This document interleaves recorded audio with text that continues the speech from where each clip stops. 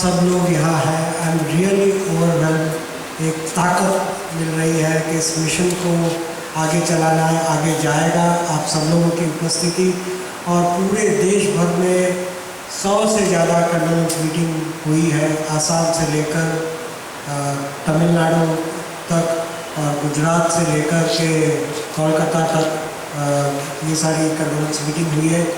जहाँ तक मैं गिन पाया हूँ 100 से ज़्यादा ये कंडोलेंस मीटिंग और उत्स्फूर्त तरीके से हुई है।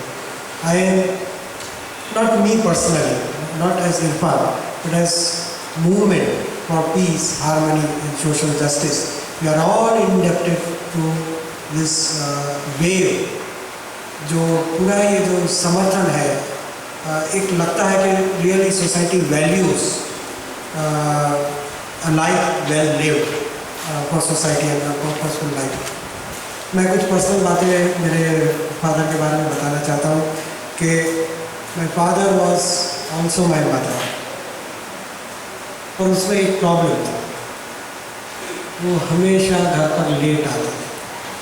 स्टडी सर्कल्स के बाद, इंजीनियर्स एसोसिएशन की मीटिंग के बाद, और मुझे बचपन याद है हमेशा उनका इंतज़ार रहता था कि कब आएंगे कब आएंगे। और मैं उनके साथ हमेशा बैठकर बहुत सारी बातें करना चाहता था। ढेर सारा प्यार मिला।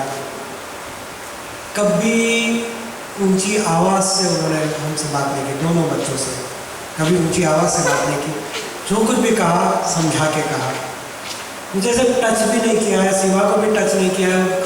लगता ही नहीं कि वो किसी को टच कर सकते हैं वायलेंस केस में।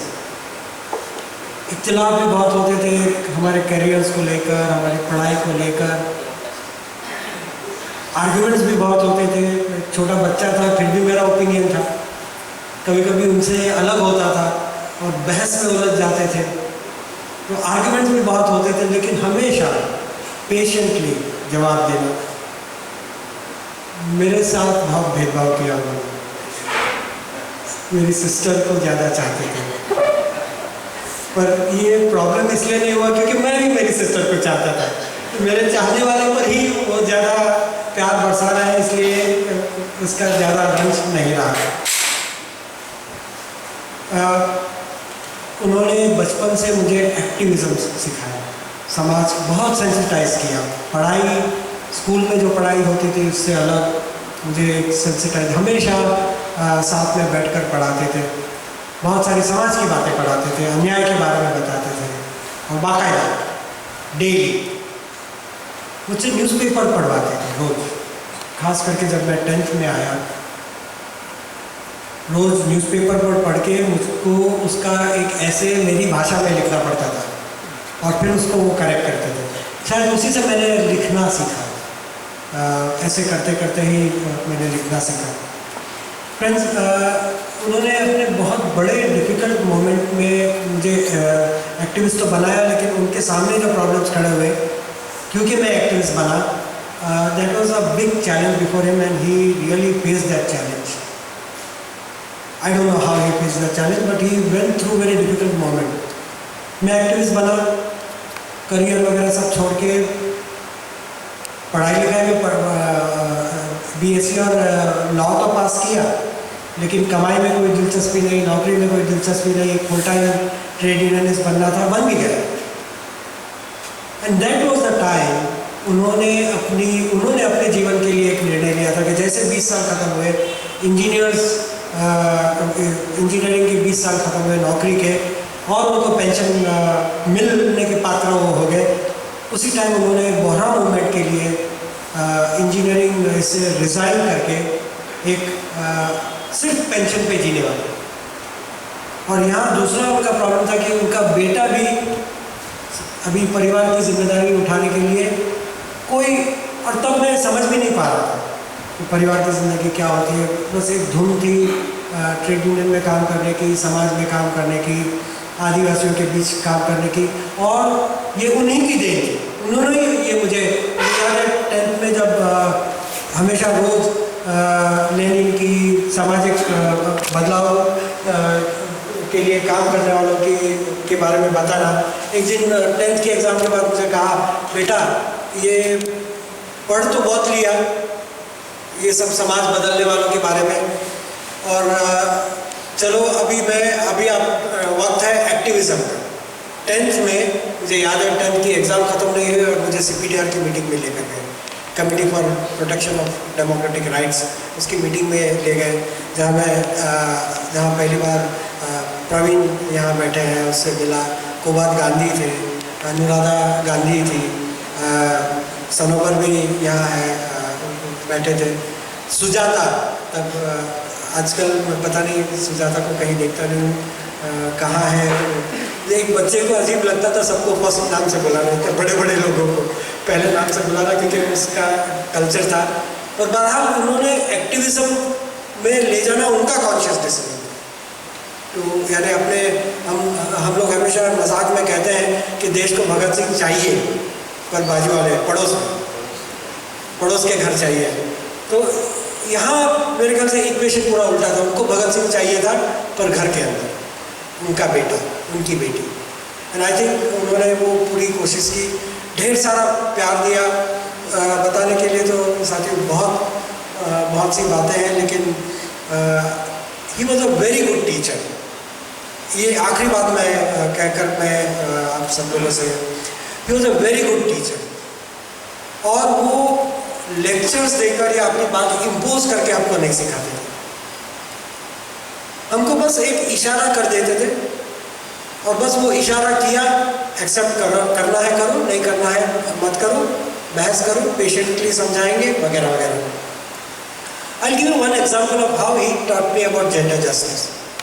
मुझे अभी भी याद है, मैं कुछ 8वीं में था, 8वीं या 9वीं क्लास में था। फादर डैडी पेपर पढ़ रहे थे, सुबह का नाश्ता कर रहे थे, वो पूरा मंजर मुझे याद है। अपनी चाय जैसे केटली में वो लेते हैं और पेपर पढ़ रहे थे। मुझे पता नहीं क्या सूझा, मैंने कहा नहीं डैडी मैं डॉक्टर बनना चाहता हूँ।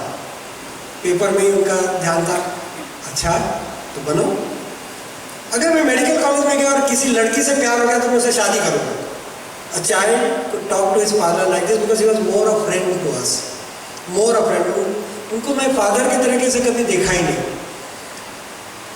अच्छी बात है, शादी कर लेना, लेकिन अगर उसे प्यार हो गया और मैंने शादी की उस लड़की से, तो मैं उसको प्रैक्टिस नहीं करने दूंगा।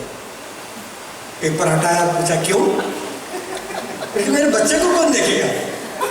वापस पेपर में पढ़ने लगे और एक छोटा सा सवाल मेरे दिमाग में डाल दिया, अगर उसको भी वही लगे तो कि मेरे शौहर को प्रैक्टिस नहीं करने दूंगा क्योंकि मेरे बच्चे को कौन देखेगा। That started, in that child's mind started thinking, अरे हाँ ये बात तो सच है, I never thought from this angle. I think these are the ways in which he really taught us many things about society. Most of all, to be a valuable human being, to be a humble human being. Last में मुझे याद है hospital bed से भी उन्होंने जो कहा कि बेटा ये सब इंस्टीट्यूशंस वगैरह इम्पोर्टेंट नहीं है, ये सब आप मत गिनो, movement is important, people are important, people's problems are important. और वो सभी के बारे में सोचते थे। आई have really learned, I'm really fortunate to be his son, and the world will not know how fortunate it is to be Asghar Ali Engineer's son and Asghar Ali Engineer's, even more fortunate to be Asghar Ali Engineer's daughter, because on my marriage I did not get this letter. Thank you, sir.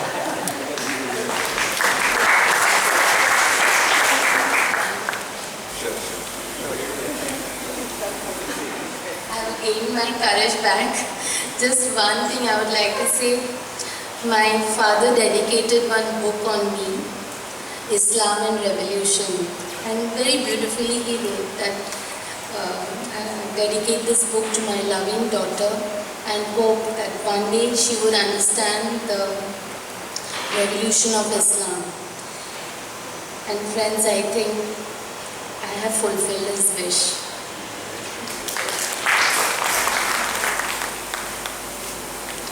Thank you, Seema. I'll request Tripathi to read a message from Shri Kumar Poddar.